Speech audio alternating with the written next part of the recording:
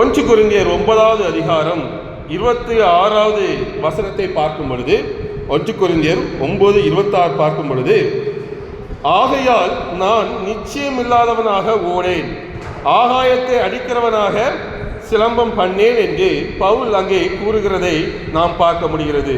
தன்னுடைய ஊழியத்திலும் ஆவிக்குரிய வாழ்க்கையிலும் அவர் தெளிவான ஒரு குறிக்கோளோடு ஓடுகிறார். அதாவது ஆகாயத்தில் சிலம்பம் பண்ண மாட்டேன், அதாவது வீணாக என் நேரத்தை நான் செலவிட மாட்டேன் என்று அவர் சொல்லுகிறதை பார்க்க முடிகிறது.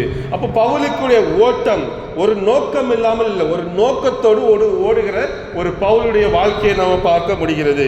ஒவ்வொரு அடியிலும் அவருக்கு ஒரு இலக்கு இருக்கிறது. அதனால தான் அவர் சொல்லுகிறாரு, அவர் ஆகாயத்தில் சிலம்பம் பண்ண மாட்டேன், நான் நிச்சயம் இல்லாமல் ஓட மாட்டேன். அதாவது எனக்கு ஒரு குறிக்கோள், அதில் ஓடினால் வெற்றி, நிச்சயம் இல்லாமல் நான் ஓட மாட்டேன், என்னுடைய ஓட்டத்திலே வெற்றி உண்டு என்பதை மிகவும் ஸ்ட்ராங்கா பவுல் அங்கே